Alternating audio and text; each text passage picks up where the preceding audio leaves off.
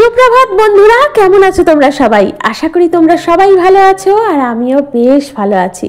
আমি বিউ আর আমার সাধারণ ঘরকন্যা চ্যানেলের আবারও একটা নতুন ব্লগে তোমাদের সকলকে জানাই মিষ্টি ওয়েলকাম।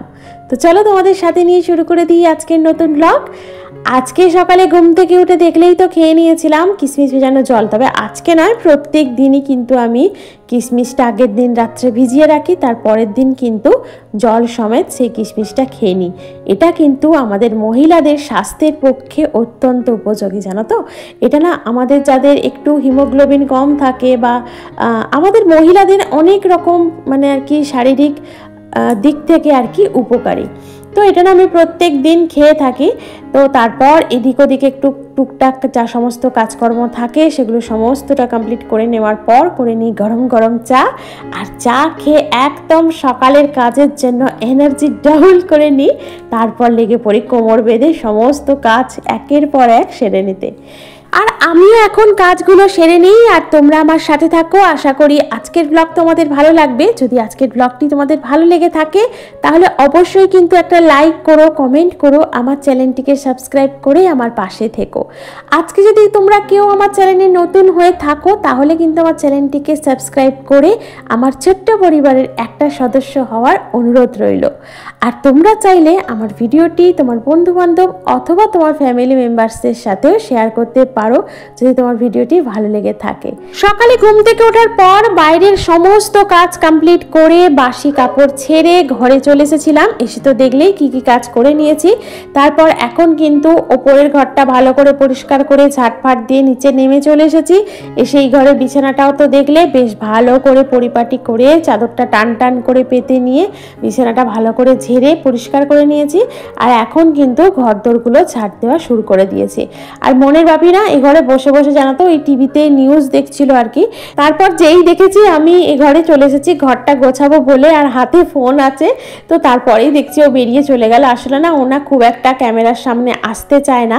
ওই যেটুকু আর কি ওকে আর কি ওই খাওয়ার সময় বলো বা অন্য কোনো সময় বলো যেটুকু ক্যাপচার করি আর কি, ও ক্যামেরার সামনে আসতে চায় না। আর আমিও ওকে যেমনভাবে খুব একটা জোর করি না।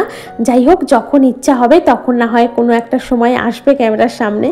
তো এদিকে দেখো ঘরদোরগুলো আমি ঝাঁটফাট দিয়ে সমস্তটা পরিষ্কার করে নিয়েছিলাম। আর এখন দেখো ঘরটা মুছেও পরিষ্কার করে নিয়েছি। আর কি বলতো, যখন দেখবে যে দিকটা আমি ঝাঁটফাট দিয়ে পরিষ্কার করি সেই দিকটা হয়তো মোছামুছি করছি সেটা হয়তো আমি দেখাই না। কারণ অতটা দেখাতে গেলে কি বলতো, একটা না আমার মনে হয় ভিডিওর মধ্যে একটা বোর ব্যাপার চলে আসে, মানে বোরিং ব্যাপার চলে আসে। মানে ওই ঘর ঝাঁট দেওয়া মোছা এগুলো তো আমরা প্রত্যেকেই করি। আমরা প্রত্যেক হাউসওয়াইফ কিন্তু প্রত্যেক দিন আমাদের বাসি ঘর পরিষ্কার করি, ঝাড় দিই, মোছামুছি করি। তো সেই কারণেই আর কি মানে যে দিকটা হয়তো ঝাড় দেওয়া দেখাই সেই দিকটা হয়তো আমি আর মোছা দেখাই না। তা বলে এই নয় যে আমি সেই জায়গাটা মুছছি না বা অপরিষ্কারই রেখে দিলাম, ওই ঝাড় দিয়ে ফেলে রেখে দিলাম, সেটা কিন্তু একদমই নয়। আমি ভাবি যে ভিডিওটা মানে অযথা বড় হয়ে যাবে অথবা একটু বোরিং টাইপের হয়ে যাবে, তো সেই কারণে যে দিকটা ঝাড় দিয়ে দেখাই সেই দিকটা হয়তো মোছামুছি করছি সেটা দেখাই না, আবার হয়তো অন্য জায়গাটা মোছামুছি করছি সেইটা দেখাই। তো এখন দেখো মানে ঘরদোরটা তো একদম পরিষ্কার পরিচ্ছন্ন সমস্তটা হয়ে গেছে। মানে বাসি ঘর আর নেই, কিন্তু বাসি বাইরের দিকটাও নেই, সমস্তটা ঘুম থেকে উঠে সবটা জল টল ঢেলে পরিষ্কার পরিচ্ছন্ন করে দিচ্ছে। আর কি বলতো, এখন না মানে খুব একটা জল দিয়ে পরিষ্কার করতে হচ্ছে না, কারণ বৃষ্টি এত পড়ছে আর এত চারিদিকে শ্যাওলা হয়ে আছে, তার মধ্যে আর আমি আলাদা করে একটুও জল ঢালছি না। ঝাঁটা দিয়ে ঝাড়ু দিয়ে ঝাঁটা দিয়ে মানে ঝাঁট দিয়ে আর কি গাছের পাতা টাতাগুলো পরিষ্কার পরিচ্ছন্ন করে রেখে দিচ্ছি। এত পরিমাণে শ্যাওলা হয়ে গেছে কি বলবো, মানে খালি ভয় লাগে এই বুঝি পাটা স্লিপ করে পড়ে যাই। তো মাঝে মধ্যে না একটু ব্লিচিং পাউডারও ছড়িয়ে দিচ্ছি, চুনও দিচ্ছি, কিন্তু কিছু করার নেই। কিছুদিন ঠিকঠাক থাকছে, তারপরে আবার বৃষ্টির জন্য শ্যাওলা পড়ে যাচ্ছে। তো এটাই হচ্ছে জানো তো। তো বাইরের দিকটাও কিন্তু ঝাড়টার দিয়ে পরিষ্কার পরিচ্ছন্ন করে দিয়েছি, যেখানে জল টল দিয়ে ধোয়ার ততটুকু জায়গায় জল টল দিয়ে ধুয়ে দিয়েছি। তারপর ঘরের তো দেখলেই সমস্ত কাজ বাসি কাজ সমস্তটা কমপ্লিট করে নিয়ে এখন চলে এসেছি জল খাবারের প্রস্তুতি করে নিতে। তো এখন করে নিচ্ছি একটু গরম গরম রুটি আর তার সাথে করে নেব একটু আলুর তরকারি।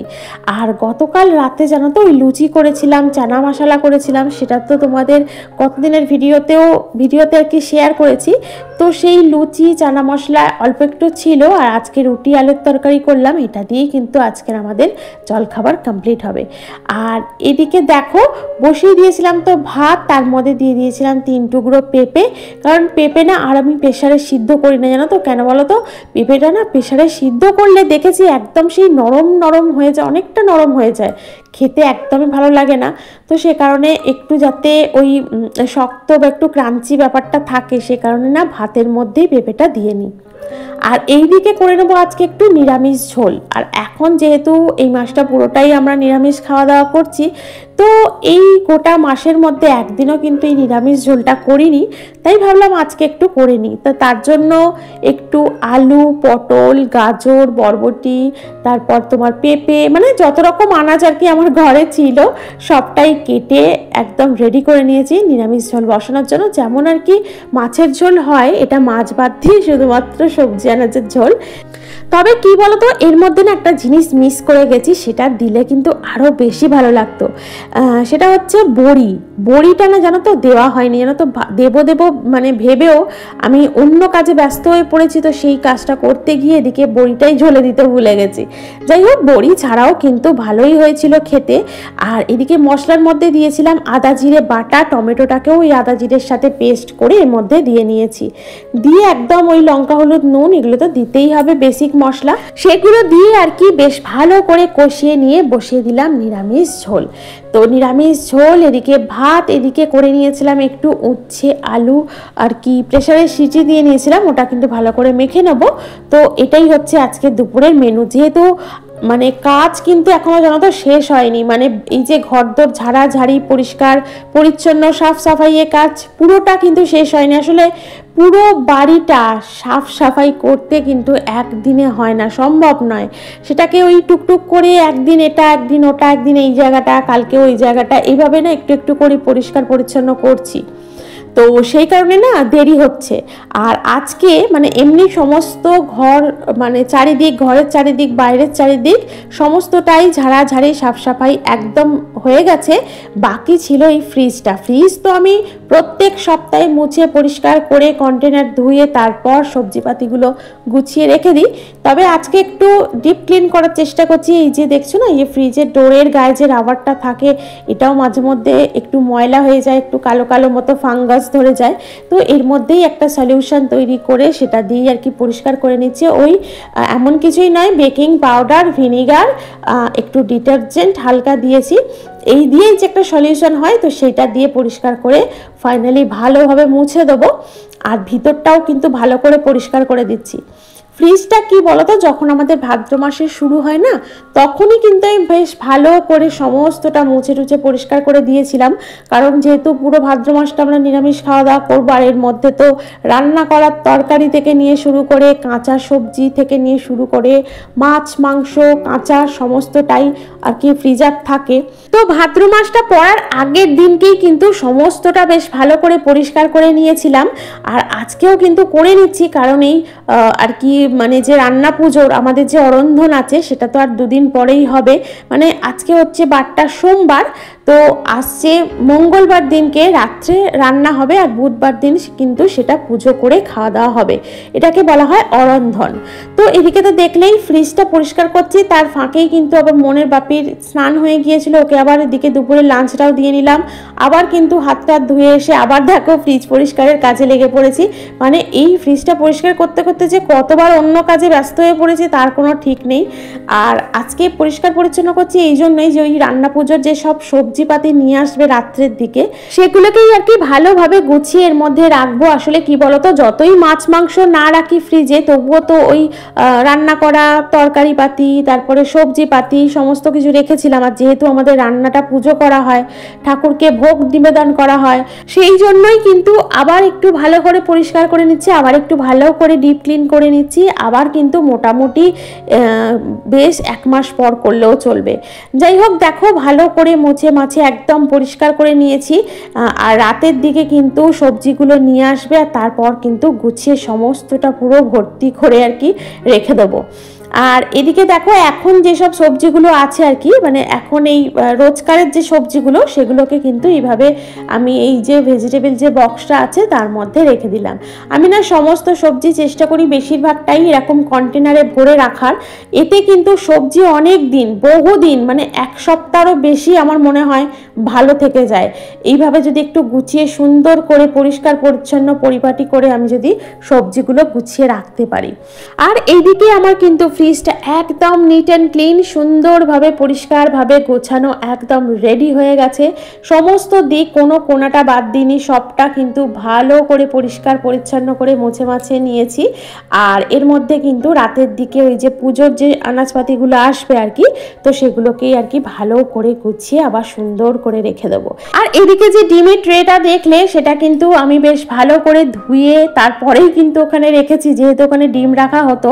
সেটা কিন্তু অনেক দিন আগেই, মানে যখন ভাদ্র মাসটা শুরু হয় তখনই কিন্তু আমি ভালো করে ধুয়ে রেখেছিলাম।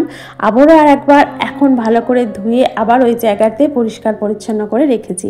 এই ফ্রিজ ট্রিজ পরিষ্কার, তারপরে আরও যেসব কিছু টুকটাক কাজ ছিল সমস্ত কিছু কাজ করে উঠতে উঠতে কিন্তু মোটামুটি আমার দুপুর 1টা থেকে 1:30 বেজেই গিয়েছিল জানো তো। তারপরে স্নান করেছি, স্নান টান করে দেখো এখন ছাদে চলে এসেছি জামা কাপড়গুলো মেলে দিতে।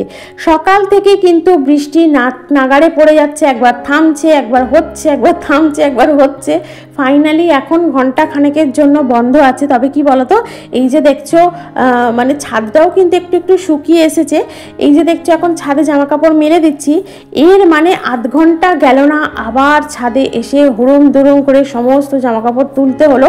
কারণ কি বলতো, মানে ভিজে ছিল, হয়তো বৃষ্টিতে ভিজলে কিছু সেরকম সমস্যা হতো না, কিন্তু আমার জানি না কেন মনে হয় বৃষ্টির জল যে জামা কাপড়ে পেয়ে যায় সেই জামা কাপড় দিয়ে কিন্তু একটা অদ্ভুত রকমের স্মেল ছাড়ে।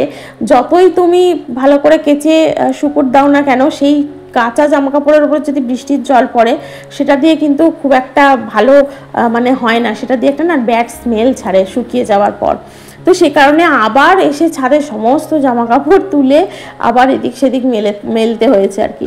এখন দেখো তারপর কিন্তু দুপুরের লাঞ্চটা করতে বসে গিয়েছিলাম। আর মন তো দেখলেই দুধ ভাত ছাড়া এখন আর কিচ্ছু খাচ্ছে না। প্রত্যেক দিন ওর ওই একই খাবার, দুধ ভাত আর দুধ ভাতই খেয়েছে দুপুরে। আমরাও দুপুরে লাঞ্চ করে নিয়ে একটু রেস্ট নিয়ে এখন দেখো একটু বেরিয়ে পড়েছি মেয়েটাকে নিয়ে। আসলে কি বলতো, মেয়েটা না কদিন ধরে প্রচণ্ড বায়না করছিল যে মা এখন তো আমার পরীক্ষা মাঝে মাঝে বেশ কয়েকদিন করে ছুটি যাচ্ছে, তো চলো আমার হেয়ার কাটটা করিয়ে নিয়ে আসবে চলো। তো পুজো তো এসেই গেল আর হাতে মাত্র সপ্তাহ খানেক বাকি, মানে একটা সপ্তাহ হয়তো বাকি।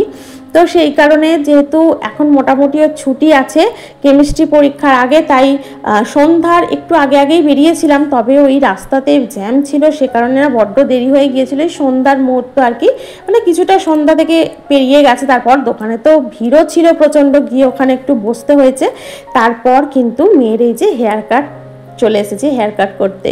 তো প্রচণ্ড বায়না ছিল যে হেয়ার কাটটা একটু আগেই করাবো, কারণ চুলটা ঠিকঠাক করে সেট হয় না। দেখবে একদম সদ্য চুল কাটলে না কেমনই একটা লাগে যেন, একটু আগে চুলটা কাটলে চুলটা সেট হয়, মুখের সাথে ঠিকঠাক মানানসই হয়ে যায়।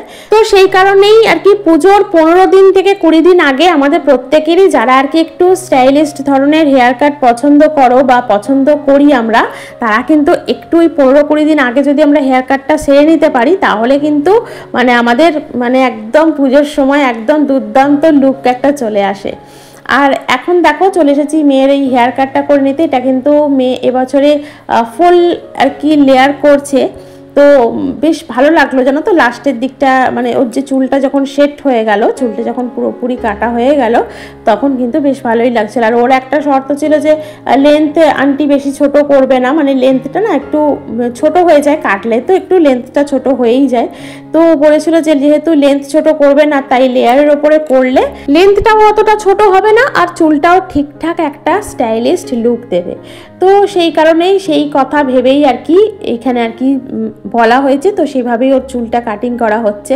আর আমরা কিন্তু প্রত্যেক বছর এই পার্লারে আসি, কারণ এখানে চুল কেটে পুরোপুরি একদম মনের দিক থেকে আমরা একদম দুজনেই, আমি আর আমার মেয়ে দুজনেই একদম মনের দিক থেকে সন্তুষ্ট থাকি। আর কি জানো তো, একটা জিনিস আমি লক্ষ্য করে দেখেছি, সবার কিন্তু চুল কাটার হাত সমান হয় না।